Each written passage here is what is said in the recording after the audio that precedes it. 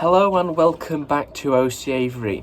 This video today is all on the genetics behind Redpolls. So we're going to be looking at all the different colour variants that I have, as well as the other ones that I don't currently have and how they're inherited. So we have sex-linked genes, we have recessive genes, and we have codominant genes, which are all different things to take into account when pairing your birds. So I'm going to explain what each one is, and then we're going to look at different examples of what that different pairings will produce. If we put an Isabel to a cinnamon, for example, what would the colours of the youngsters be, and would they carry anything, and more information on that.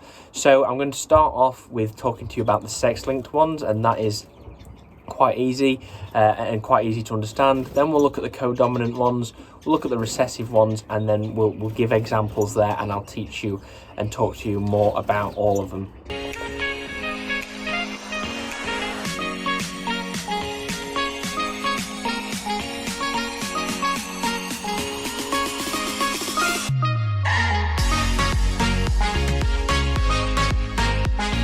So we're going to start off with sex-linked genes. So a sex-linked gene is when an allele, which is the actual gene itself, is found on the sex chromosome of the organism it's in. So that's either the X chromosome or the Y chromosome. Now, just a bit of basic biology just to understand is that a female is XX and a male is XY. So generally the sex-linked ones are more commonly found in females than males, but I'm going to talk to you about that today. Now, the three main mutations or colour variants in sex-linked Redpolls is the cinnamon, the agate, and the Isabel. So they're generally quite easy to understand with the mutation charts. So if you pair, for example, I'm going to use the example here. So if we pair a normal to a normal, you're going to get normal cocks and normal hens. If you pair a normal to a cinnamon, you're going to get visual normal cocks, which are split for cinnamon, so they carry the cinnamon gene, and you'll get normal hens. If you take one of the young cocks bred from that, which is a normal split cinnamon, and pair it to a normal, you will get normal hens and cinnamon hens from that pairing, because he carries the gene, as well as just normal cocks, and normal cocks who could be split for cinnamon, which is a 25% chance. So if you then took again one of those normal split cinnamon cocks and paired that to a cinnamon, then you would get cinnamon cocks, because you have the cinnamon carrier in the father and the cinnamon mother. You put them together and you will get cinnamon cocks from that pairing. You will also get normal hens, because they're the visual of the cock, and you will also get cinnamon hens from that pairing. Now, this is generally the same when it comes to agate, so silver, and that is basically the same criteria as if you could get a normal, pair it to an agate, and you'll get normal split agate cocks and normal hens. And then if you got a normal split agate and put it to an agate, you would get agate cocks and normal hens and agate hens. Isabel is a bit of an exception. It's a little bit different with just how it carries, because it can't be combined with anything. So if I pair a cinnamon to a silver, or a silver to a cinnamon, then you actually have visual hens of the colour of the father. So if I put a cinnamon cock to a silver hen, we're going to get cinnamon hens, because they carry from the father. And then we're going to get normal cocks. The normal cocks will be split for cinnamon, because that's what their dad was, and split for silver, which is what their mother was.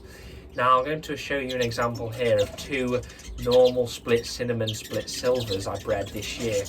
And actually, by breeding that mutation, allows Isabels to be bred, as that mutation, the combination, actually makes the youngsters split for Isabel. Now, that is something that I don't completely understand. However, if you pair a normal split cinnamon, split silver to any other colour, then you will get Isabels, and it doesn't even have to be an Isabel. I could pair a normal visual that's split for cinnamon, split for silver, to a normal hen, which I'm going to do next year, and that pairing would produce Isabels as well. So that's a bit of an interesting one to know. Now, I'll just give you a rundown, a quick overview of what that pairing would produce, so you can understand it. So a normal split cinnamon, split silver to a normal hen would produce you normal split cinnamon, split silver cocks, and they would be just the general ones. Then as the hens, you would produce normal hens, silver hens, cinnamon hens, and Isabel hens.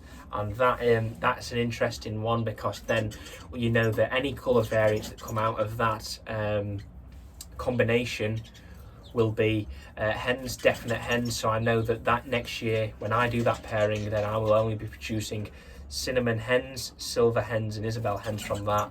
And with the normals, I'll have to colour feed them to tell the cocks and the hens apart. The hens that can't carry anything with sex-linked genes, and the cocks can. So that's always something to remember as well, is that you won't ever make sex-linked gene carrier hens.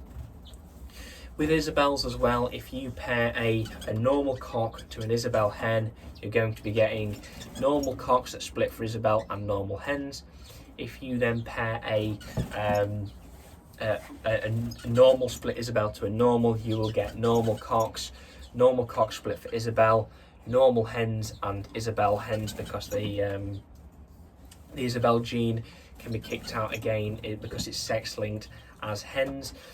And then if you just do the cross pairing, so I basically want you to take it that if you've got a normal that is split for a mutation, which is sex-linked, and put that to the same mutation sex-linked hen, you'll get the sex-linked, visual sex-linked cocks, visual sex-linked hens, as well as normal cocks that are split for the sex-linked gene, and then hens that are just normals. So that's always something to take into account. Now I will show you some books a little later on which explain this well and have this all like visualized for you. Also in the description below are some mutation charts which I will link, and there's also a Redpoll group on Facebook you should join just to understand this more. There's more mutation charts on there. And I'm also then in the process of making some other mutation charts for a mutation I'm going to talk to you about next. Now we're going to talk about codominant mutations in Redpolls, and as far as I'm aware there is only one codominant mutation in Redpolls, and it's also my favourite colour and the best bird that I have, and that is the Cobalt. Now the Cobalt is a dark bird, as you can see there. It's very, very rich brown, very dark, and some very dark black areas, and that is probably my favourite mutation of Redpoll, and they also do the best for me on the show bench because of the line they're from, and they've just got really good size to them, great colour, great markings. Now Cobalt is codominant, which means that the mutation can combine with any other mutation which produces base like darker birds. So if I pair a normal cock to a Cobalt hen, you will produce normal cocks, Cobalt cocks, and then normal hens and Cobalt hens. Because it's codominant, it can be either way, so you can produce a 50-50 split of both mutations in your clutch to then give you both cocks and hens of each colour.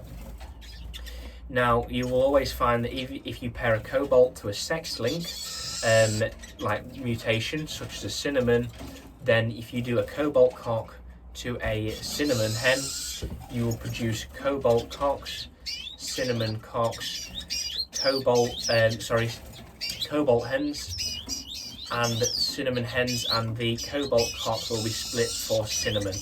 And this is how you can actually produce the combinations as well with the splits. Or you can pair a cinnamon to a Cobalt, or you could do a silver to a Cobalt, or an Isabel to a Cobalt, and you'll produce colour variations of Isabel Cobalt, cinnamon Cobalt, and silver Cobalt. I'm going to show you two examples now of these birds. So these are two codominant mixed Cobalt birds. So you have the the lighter bird in there, which is a silver. So that is a silver Cobalt, and she's actually a silver Cobalt pastel, believe it or not. So she is the offspring from a silver cock to a Cobalt Hen, producing silver Cobalt Hens. So that is the production, and that is basically a much darker bird than the normal agates or the normal silvers. And then you also have her daughter in there, because she is a silver Cobalt. She actually was paired to a cinnamon, just a normal cinnamon Redpoll cock this year to produce 2 hens which are cinnamon Cobalts. And as you can see, it's generally a darker bird. If I compare that to a cinnamon, it's also got some very good markings, and just generally underneath, especially on the underneath of the tail, isn't as white as it would be in a normal cinnamon. So Cobalt can combine with any mutations to produce you a Cobalt variation of the mutation. Now, I'm currently working on making a mutation chart for Cobalt. I'm probably about a third of the way through. It's a very long chart because there's so many different combinations of different pairings, whether that just be visual, normal Cobalts to visual sex links. That can be the combination, like a cinnamon Cobalt to an Isabel Cobalt. You've got to put that combination together. There's an awful lot. So that will be in the description below. Hopefully I should have that done by the time this video comes out. But if not, I will, please message me on Instagram, message me on Facebook, leave a comment, and I'll try and get that done for you guys. It should be below, but it's taking quite a while to work out because there's so many combinations, and there's some pairings which can produce very, very, very large numbers of different coloured offspring. Actually, one which is I'm trying next year, and I'm going to show you now. So I'm actually going to be using this Cobalt Hen, and she is going to be paired to a normal split cinnamon, split silver cock, and that will produce me a variety of different mutations. So we'll get Cobalt cocks from that, we'll get normal cocks that split for cinnamon, split for silver, we'll get normal cocks that split for silver, normal cocks that split for cinnamon, we'll get Cobalt cock split for cinnamon, Cobalt cock split for silver. Then we'll also get, as the hens, we'll get normals, Cobalts, cinnamons, silvers, Isabels, as well as combinations. So we'll get cinnamon Cobalts, silver Cobalts, and Isabel Cobalts. And that's just from one pairing, okay? So I'm actually going to be trying that next year with that hen in the breeding season, and that's going to be in one of these cages, if not one of these sort of larger cages. We're going to be trying it, seeing what happens and seeing how we get the youngsters, because it'll be so many different combinations thrown. Also taking into account that the normal split cinnamon, split silver cocks carry pastel, so we could potentially be getting pastels from that.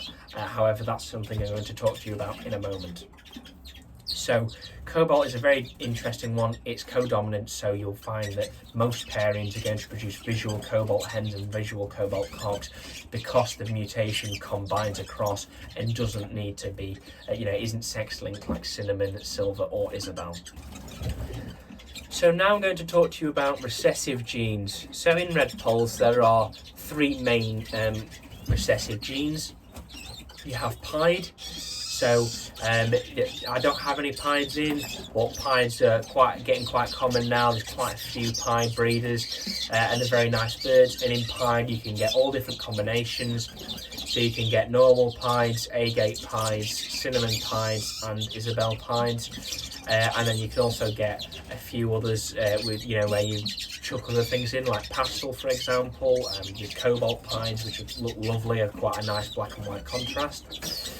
There's also Feos. Now I'm looking at bringing a pair of Feo carriers in the next few weeks, but that's going to be dependent on the birds themselves, because I want to make sure that they are Feo carriers. And really, I just want to be making sure that I'm not jumping the gun here and putting too much on myself for next year, as we've already got, we're already going for 8 pairs of Redpolls next year, and we don't want it to get too much to deal with. However, I'm sure I will be able to fit a 9th pair in, as I usually end up doing.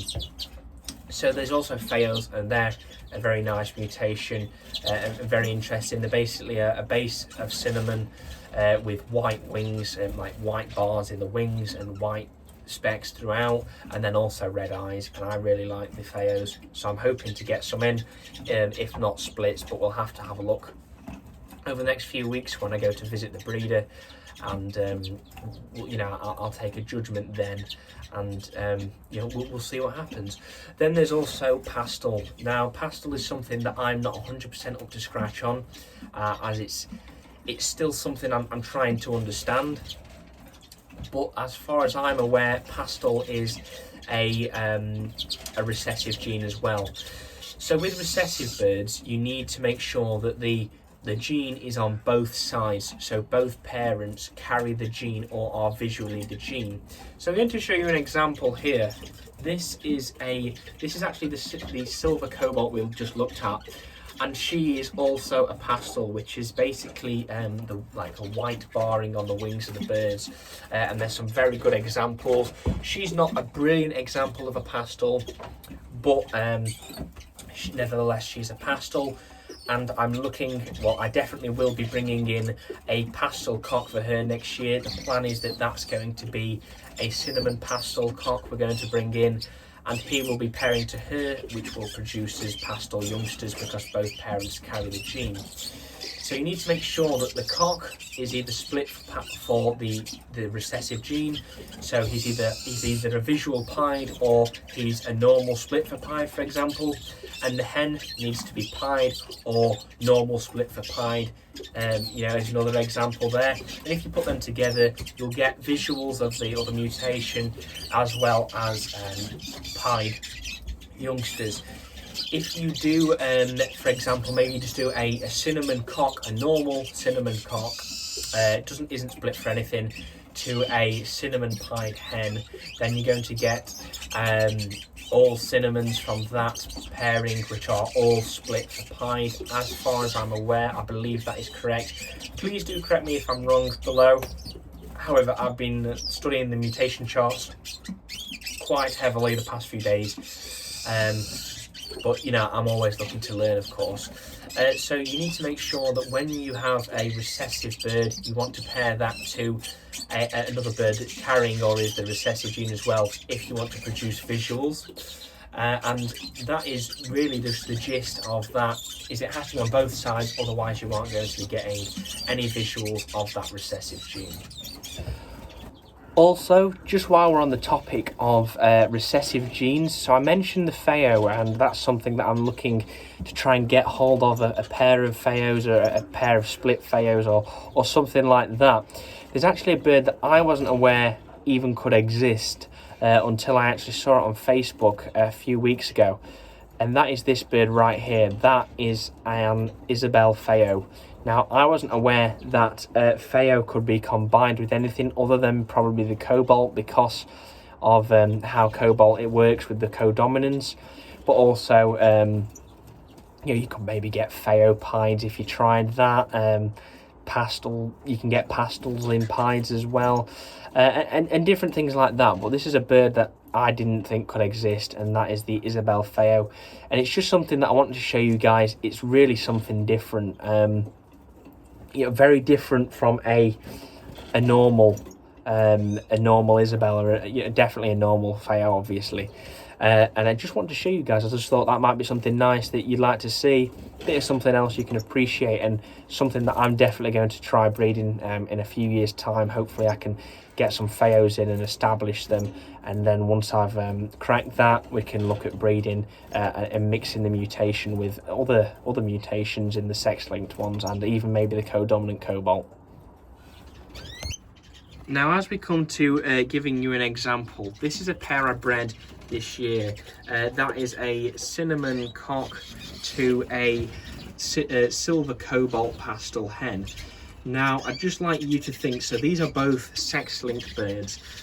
We have this visual cinnamon cock, who is not split for anything, to a visual silver cobalt hen. And I'm going to show you the young in a second that were produced, and yeah, why and how they have carried, and really just the outcomes from that pairing.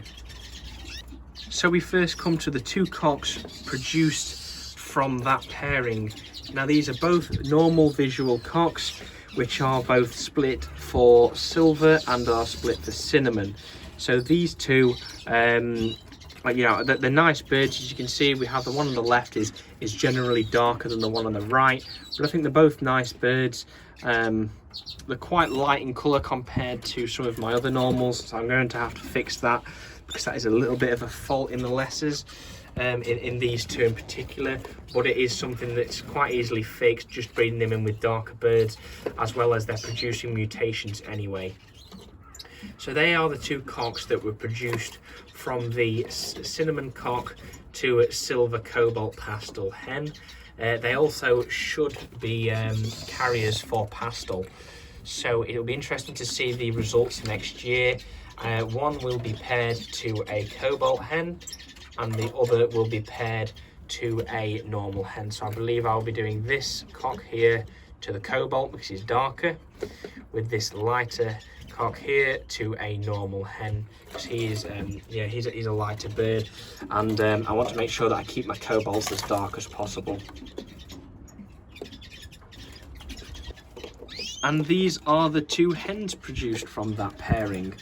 So as you can see, because the father is cinnamon, he has his gene has gone down because it's sex linked to produce cinnamon visual hens. Now these are actually cinnamon cobalts because the hen, the mother, is actually a silver cobalt. So these are the cinnamon cobalts I showed you and spoke about. As you can see, that they're much darker than their cinnamon father. Underneath is more of a brown, and just an overall brown rather than a white, or a grey, which we get on the normal cinnamons, which aren't cinnamon cobalts. And these are both two quite nice hens. We've got some good markings and dark colour down the flanks. Just a little bit of something as a fault to pick up on is just the extent of white up the chest, but again, it's nothing that can't be fixed, because what I'll do is these are being paired a little bit differently next year. So I'm pairing one of them to a cobalt, which is going to make them even darker, and we'll get if we have a cobalt, it was actually split for Isabel, who's then going to be pairing to a cinnamon cobalt. We'll get quite a few different mutations. From that we'll get Isabel cobalts, cobalt hens, cobalt cocks, cinnamon cocks, cinnamon cobalt cocks, cinnamon cobalt hens. I believe we'll get normal split cinnamons as well, cobalt split cinnamons, and really a variety of different colours. So that'll be a nice yeah, a nice one to produce, and a nice pairing to do. And then the other one will be paired to an Isabel cock, so that'll produce us Isabel hens and cinnamon split Isabel cocks, which will be nice because we can pair them to other Isabels the following year, and we can make Isabel producing pairs which produce both Isabel cocks and Isabel hens. So there you are, these are the two hens produced from that pairing, and I do really like these. They could do with some more time in a show cage just to get used to working the purchase, but obviously without the shows this year, it's not something that we could do as easily.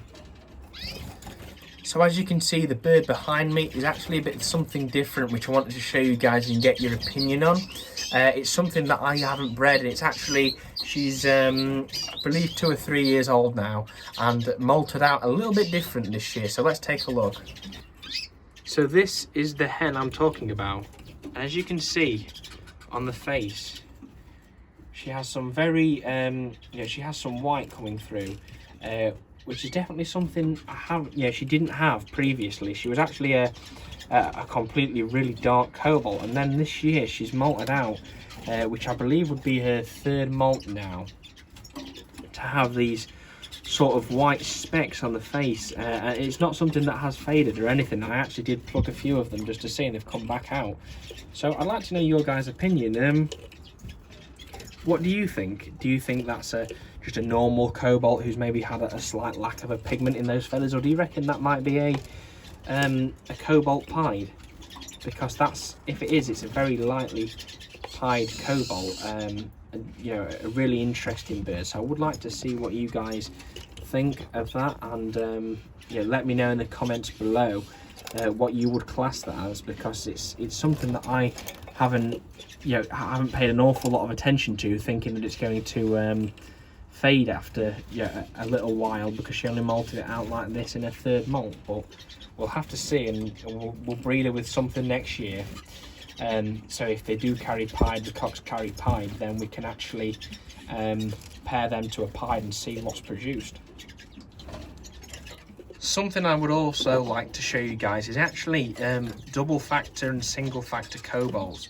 So these two are, I think, good examples of a single factor cobalt. As you can see, they're much lighter underneath and just generally in colour. That's actually the father to this one. He is actually split for Isabel as well, which is an interesting one, because that would be the result of pairing it an Isabel to a cobalt, which shouldn't really be done, because you're getting the white mixed with the black and brown, which is just not going to work nicely, because it's going to overall lighten the colour. So these are examples of single factors. I've heard some people say that they don't think the double factor exists, and other people think they do, but these are definitely single factors. So now let's compare what I would say is a single factor and a double factor. So this is a single factor cock we just looked at, and this is actually his daughter.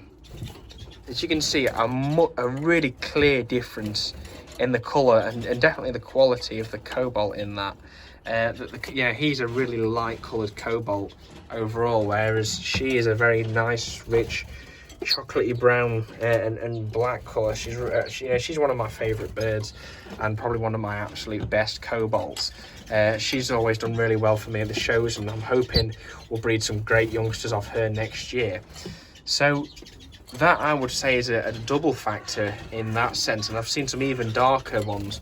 But I think you just compare the two, either a good quality cobalt and a bad quality cobalt, or a single factor cobalt and a double factor. Just looking at the difference, you can see a clear difference in how dark they are. I love that bird. That is one of my absolute favourite birds in the shed.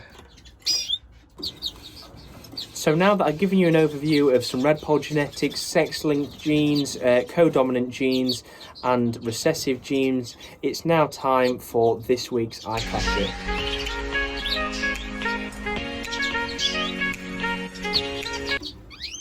So this week's eye catcher is this the Redpoll we've just taken a look at.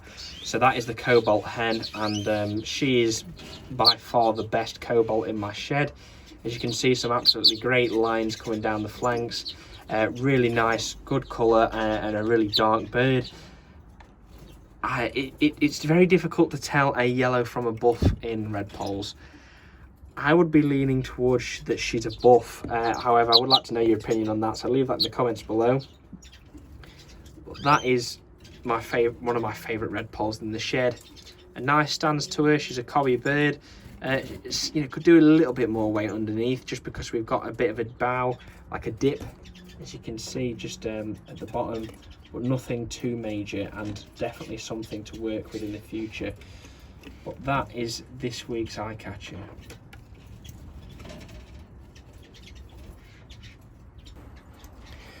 So that brings us to the end of this week's video. So I've given you a good overview of sex-linked genes in Redpolls, codominant genes in Redpolls, and recessive genes in Redpolls.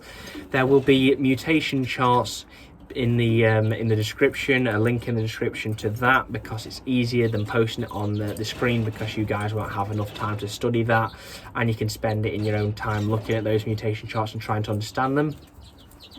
A book I would recommend to get would be the Redpolls book in the British Birds in Aviculture. That quite nicely explains how different things work, such as the autosomes and different genes on that, sex-linked genes, and then a basic chart on mixing the colour variants, the sex-linked colour variants anyway. So it's something to look for, and I'll leave a link in the description to something like that if I can find some for sale. And there's a picture on the screen just for you guys to see, to get an idea of. So if you haven't already, please subscribe, and just remember, next week it's Christmas, so we're going to be having a special Christmas episode here at OC Avery, and just a bit of something different, a bit of fun to enjoy, because obviously the video will be coming out on the 26th, which is Boxing Day. Please make sure that you hit the notification button, as that notify you every time I upload a new video, and we've got some absolutely fantastic videos lined up in the new year, different things to enjoy, new birds coming in and all sorts of different things. Make sure you hit the like, and that shows me that you guys enjoy this content and you want to see more, and this is what you guys like to see. Hit the share button and share this video with someone else who would like to know about Redpoll genetics and has an interest in Redpolls. So thank you very much for watching, and I'll see you in the next video.